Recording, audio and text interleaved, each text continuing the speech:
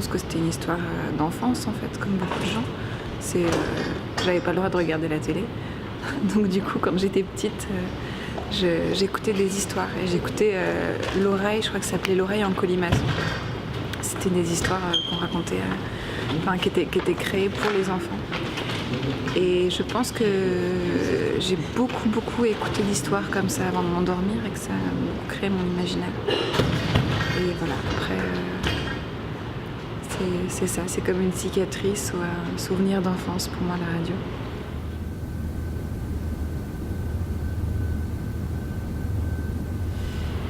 C'est quelque chose que j'aime beaucoup écouter et qui me plaît énormément et que j'aimerais faire en fait, mais que j'ose pas. Donc pour l'instant, j'ai l'impression d'être comme du côté de l'auditrice encore et de pas avoir le geste ou l'audace de m'y plonger. La création, pour moi, c'est triturer vraiment la matière et la créer. Et pour l'instant, je suis pas encore dans la création de la matière. Je suis plutôt dans le recueil des voix, dans l'habillage, etc. Mais voilà, il me reste encore cette étape-là à faire. Donc je l'écoute et je l'admire.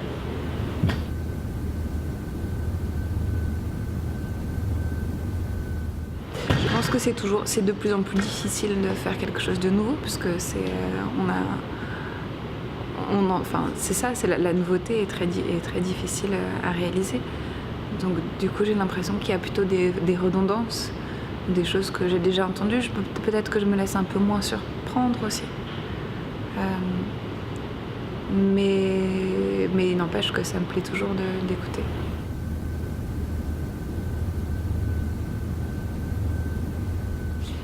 On a toujours besoin de diffuseurs. Peut-être que c'est plus simple dans la multiplication des médias audio.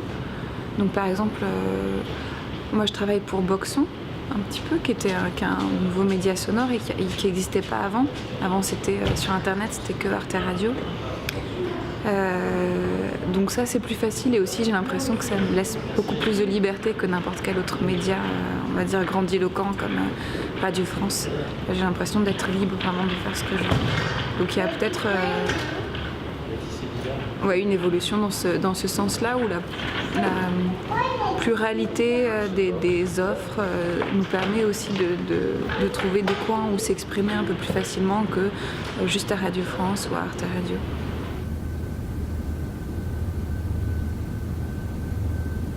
Je pense qu'il faudrait que les podcasts arrêtent d'être juste des podcasts et des histoires en fait, et du storytelling. Et que si on se rendait compte qu'il y a aussi un public dans le fait de podcaster pour la création sonore, alors ça serait une fenêtre ouverte en fait. Pourquoi est-ce qu'on ne crée pas un podcast de création sonore ? Pourquoi est-ce que c'est juste formaté comme ça avec des histoires, des voix et puis un habillage très médiocre ? C'est ça qui m'embête le plus en fait. Je suis sûre qu'on pourrait créer, aller sur iTunes ou je sais pas quoi et créer un podcast de création sonore et qu'il y aurait du public pour ça. Je trouve ça dommage en fait, ce formatage.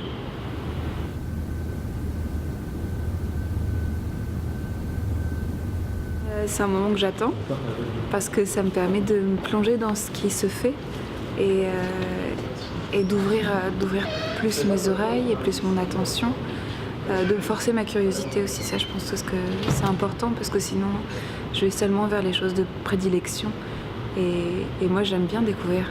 Là par exemple il va y avoir l'art sonore, je pense que je vais écouter si j'arrive à rester éveillée. mais voilà, comme ça je force ma curiosité, c'est ça qui me plaît. Après j'ai l'impression d'avoir de plus en plus de mots pour dire les choses. Qu'au début quand j'ai commencé il y a 1 an, j'arrivais pas à trouver le vocabulaire en fait. Et j'avais l'impression d'être juste une auditrice lambda et qu'au fur et à mesure mon oreille elle se cisèle et que j'arrive à trouver plus les mots et peut-être que ça me donne envie aussi à moi de créer un petit peu plus. C'est comme un élan en fait que ça me donne, donc je trouve ça bien.